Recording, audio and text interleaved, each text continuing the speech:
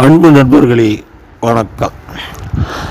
இந்த ஒப்பீடு கம்பேரிசனை எதுக்கு நான் முக்கியமாக நினைக்கிறேன்னா, 3 விஷயத்துக்காக.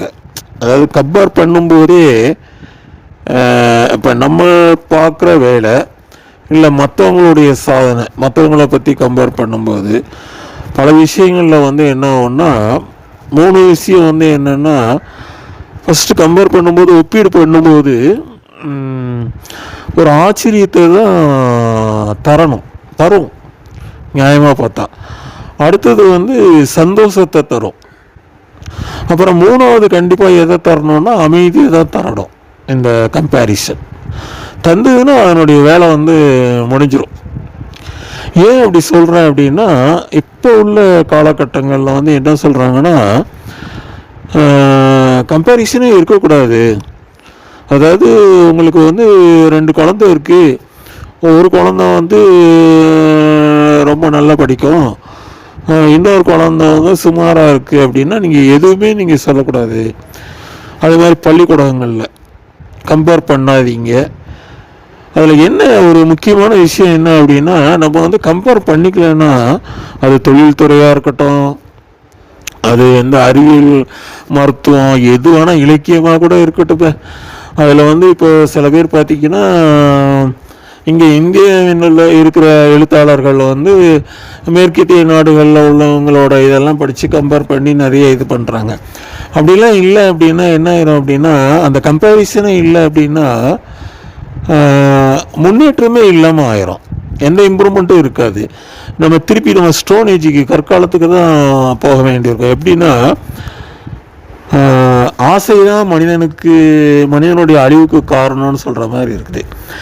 அதாவது புத்தர் அது ஸ்பெசிஃபிக்காக என்ன சொல்கிறாருன்னா, ஆசை ஓகே, அவர் சொல்கிறது பேராசை. ஆசை ஓரளவு இருக்கலாம். இப்போ ஒருத்தர் நல்லா சம்பாதிக்கணும், நான் காரில் போகணும், நல்லா வீடு கட்டணும், என் குழந்தைங்களை நல்லா வச்சுருக்கணும்னு நினைக்கிறது நியாயம்தான். ஆனால் அதே நான் இந்த மாதிரி குறுக்கோடியில் லஞ்சம் வாங்கி எப்படி வேணால் சம்பாதிச்சு, யாரை வேணால் ஏற்றி, யாருக்கு மதிப்பு கொடுக்காம, அந்த மாதிரி சொல்லலை அவர். அதை தான் தப்புன்னு சொல்கிறாரு. அதே மாதிரி தான் ஒப்பீடு. இப்போ ஒரு டீச்சர் இருக்காங்கன்னா, ஒரு நாசுக்கா பாரு அவங்க எப்படி இருக்காங்க பாரு, அவனை மாதிரி கொஞ்சம் நீ ஃபாலோ பண்ணுன்னு சொல்கிறதுல என்ன தப்பு இருக்குது?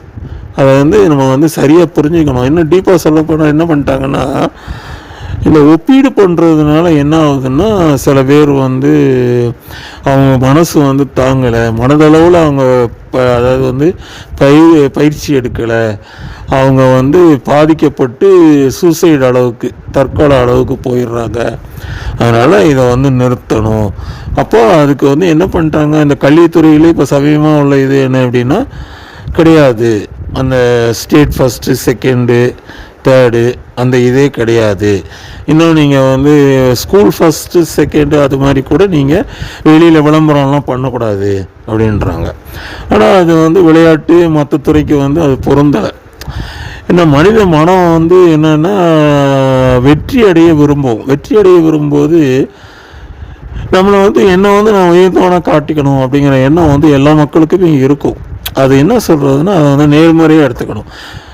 இதில் குறிப்பாக சொல்லணுன்னா, இப்போது சமீபத்தில் இப்போ நம்மளுக்கு இந்த டென்னிஸ் உலகத்தை ஆண்ட மும்மூர்த்தின்னு சொல்கிறோம், பிக் 3ன்னு சொல்கிறோம்ல. அதில் முக்கியமாக அவர் ரபேல் நடால், ஸ்பானிஷ் நாட்டை சேர்ந்தவர். வித்தியாசமான ஆள், லெஃப்ட் ஹேண்டடில் ரொம்ப ஸ்டைலிஷாக ஆடக்கூடியவர்.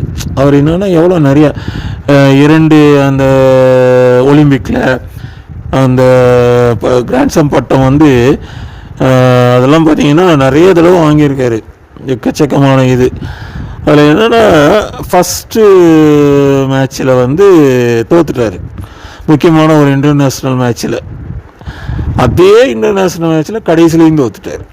அப்போ அவர் கடைசியில் போகும்போது, அப்போ கொஞ்சம் நமக்கு 38 வயசாகிடுச்சு, நம்ம நிறைய மெடல் வாங்கிட்டோம், எக்கச்சக்கமான சாதனைகள் பண்ணிட்டோன்னு அவரையே ஒப்பிட்டு என்ன சொல்கிறாருன்னா, முதல்ல உள்ள இந்த இன்டர்நேஷ்னல் மேட்ச்லேயும் நான் தோத்தேன், கடைசிலையும் தோத்தேன், இடையில எக்கச்சக்க சாதனை பண்ணிட்டேன், இதுலேருந்து எனக்கு வாழ்க்கை வட்டான்னு தெரியுது அப்படின்னு சொல்லி முடிச்சிட்டார். ஏன்னா அந்த பாசிட்டிவ் எண்ணம் வந்து கண்டிப்பாக வந்து இருக்கணும். இருந்ததுன்னா அப்படி தான் வந்து ஒவ்வொரு துறையிலையும் வந்து அந்த கம்பேரிசனை பார்த்து தான் அவங்கள பார்த்து இவங்கள பார்த்து இவங்கன்னா அப்படி வந்து முன்னேறினா தான் வந்து நம்மளுக்கு அந்த முன்னேற்றம் வந்து கிடைக்கும். இன்னும் சொல்ல போனால் நமக்கு வந்து நிறைய கண்டுபிடிப்புகள், இந்த சாதனைகள், இந்த பொருளாதார முன்னேற்றம் எல்லாமே வந்து இந்த ஒப்பீடுகளில் தான் வரும். அதான் சொன்னால அந்த அது வந்து ஆச்சரியம், சந்தோஷம், அமைதி, 1000 விஷயங்கள் வந்து கம்பேரிசனில் வந்து கிடைக்கும். அப்போ நீங்கள் வந்து நினைக்கலாம், என்ன அந்த ஒப்பீடு பண்ணுறதுனால வெற்றி கிடைக்காதா அப்படின்னா, அந்த வெற்றிங்கிறது வந்து சந்தோஷத்தில் வந்துடும். ஏன் அமைதி அப்படின்னு சொல்கிறேன்னா, அதில் இன்னொரு விஷயம் என்னென்னா, இப்போ நம்ம வந்து இப்போ நம்மளை விட ஒரு உயர்வான ஒரு நிலையில் இருக்கிறவங்கள பார்த்து நம்ம என்ன பண்ணணும்னா, அதையும் வந்து சந்தோஷப்படணும். நம்ம பெருமைப்பட்டுக்கிற மாதிரி பரவாயில்ல, இவங்க வந்து நம்ம மாவட்டத்துக்கு பேர் வாங்கி கொடுத்துருக்குறாங்க, இல்லை படிக்கிறவங்களா இருந்தால் நம்ம பள்ளிக்கூடத்துக்கு வந்து பேர் வாங்கி கொடுத்துருக்குறாங்க, இந்தியாவுக்கு பேர் வாங்கி கொடுத்துருக்குறாங்க. ஒரு இசையமைப்பாளரில் பார்த்திங்கன்னா இளையராஜா வந்து ஒரு தனி ரகம், அது கிராமத்து பாணி, அந்த மாதிரி ரொம்ப ஒரு மெல்லிசை பாடல், ரொம்ப மனம் மயங்கக்கூடிய இது. இவர் ஏஆர் ரஹ்மான் வந்து வெஸ்டர்ன் டைப்பு ஒரு வித்தியாசமான இசையை வந்து கொண்டு வந்தார். அப்போ 2 துருவங்களையும் வந்து கம்பேர் பண்ணக்கூடாதுன்னு நம்ம சொல்ல முடியாது இல்லையா? அது ஒரு டைப்பு, இது ஒரு டைப்பில் இருந்துச்சு. அப்போ 2யுமே ஜனங்களை வந்து விரும்பினாங்க. அது மாதிரி தான் எல்லா இதுலேயும் வந்து நம்ம வந்து நினச்சிக்கிடணும். அதனால் வந்து இது அறவே என்ன பண்ணணும், கம்பேர் பண்ணவே கூடாது அப்படின்னு நம்ம சொல்லக்கூடாது. ஒன்று, இன்றைக்கு உள்ள இளைய தலைமுறைக்கு, இன்னும் இளம் பிராயங்களுக்கு, இன்னும் சொல்லப்போனால் ஒரு 10 வயசுலேருந்து அதுக்கு குறைய கூட சொல்லலாம். ஏன்னா அவங்களுக்கு அந்த மனப்பான்மை வருது, தோல்வி மனப்பான்மை வருதுங்கிறாங்க. அவங்களுக்கு பயிற்சி கொடுக்கணும். அவங்க இயல்பாகவே என்ன பண்ணணும், அந்த முன்னேற்ற எண்ணம் வந்துடும். இப்போ விளையாட்டில் பாருங்கள், அந்த பயிற்சி கொடுக்கும்போது சொல்லிக்கிட்டே வருவாங்க, அந்த அத்லெட்டில் வந்து சொல்லுவாங்க, இவ்வளவு செகண்டில் நீங்கள் கிராஸ் பண்ணியிருக்கீங்க, அதை விட கொஞ்சம் இன்னும் குறைய வரணும், ஸ்பீடை கூட்டணும் அப்படிம்பாங்க. அவங்களுக்கு ஒன்று. அப்புறம் மற்றவங்களோட கம்பேர் பண்ணும்போதும் இப்போ நீங்கள் வந்து 4வது இடத்துல வரும்போது திருப்பி 2 அது மாதிரி வந்து வரணுங்கிறது இயல்பாகவே அவங்களுக்கு வந்து அந்த உணர்ச்சி வந்து வரணும். அதான் சொல்கிறோம், இந்தியாவே சொல்லுவோம், என்ன சொல்கிறோம், வேற்றுமையில் ஒற்றுமைன்னு சொல்கிறோம். அந்த வேற்றுமையில் ஒற்றுமைன்னு சொல்கிறதுக்கே இவங்க அர்த்தத்தை வந்து தப்பாக புரிஞ்சதுனால தான் இங்கே பிரச்சனையே வருது. எல்லா கலாச்சாரங்கள்லேயும் உள்ள அந்த நல்ல விஷயங்களை, ரசிக்கக்கூடிய விஷயங்களை வந்து எல்லாருமே பரிமாறிக்கணும். இப்போ அந்த கேரளாவினுடைய பாரம்பரியத்தை வந்து தமிழ்நாட்டில் உள்ளவங்க ரசிக்க தெரியணும், தமிழ்நாட்டில் உள்ள பாரம்பரியத்தை மற்ற மாநிலங்கள், கர்நாடகா, எல்லா மாநிலங்களும் ரசிக்க தெரியணும். அப்போ அது வந்து என்ன ஆகும், ஒரு ரங்கோலி கோலம் போட்ட மாதிரி ஒரு கூட்டு, இதில் ஒரு கதமமான ஒரு மலர் தோட்டத்தில் வந்து கலர்ஃபுல்லாக ஃப்ளவர்ஸ்லாம் இருக்கும்போது அதை பார்க்குறதுக்கு எவ்வளோ இதாக இருக்குது. வனத்து பூச்சியில் வந்து அதனுடைய உடலில் வந்து அந்த கடவுள் வரைஞ்ச ஓவியம் வந்து எப்படி வந்து கண்ணை பறிக்குது.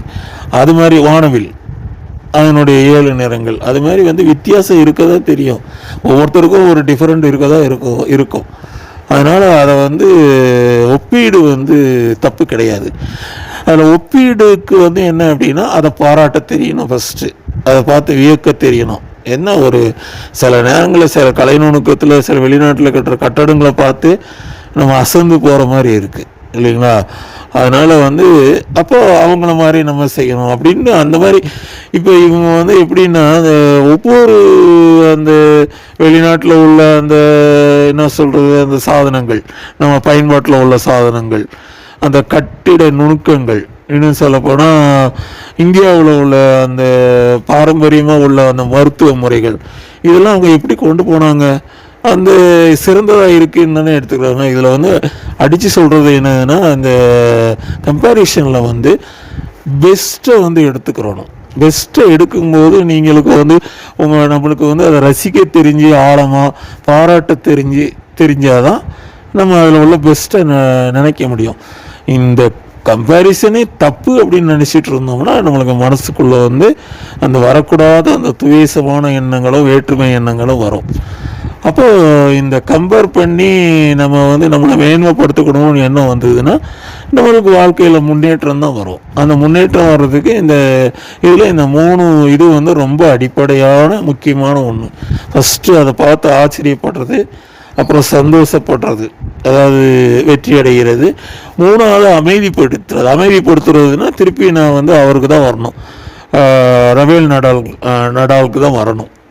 அவர் என்ன பண்ணுறாரு, பரவாயில்ல இவ்வளவு நம்ம இது பண்ணிட்டோம், அப்புறம் இளைய தலைமுறைக்கு வந்து வழிவிடணும். அவர் என்ன பண்ணிட்டார் தெரியுமா, நான் கடைசியில் சொல்லும்போது, நான் வந்து செல்ஃபோனையும் எடுக்க மாட்டேன், நான் பாட்டுக்கு என்னுடைய வாழ்க்கையை வந்து அமைதியாக என்ஜாய் பண்ண போகிறேன். ஏன்னா அவருடைய கிராமம் வந்து களிமண் நிறைஞ்ச ஒரு கடற்கரை கிராமம், அங்கே போய் என் லைஃப்பை என்ஜாய் பண்ண போகிறேன்னு அந்த அமைதி இதுக்கு வந்து போயிட்டார். மிக்க நன்றி நண்பர்களே.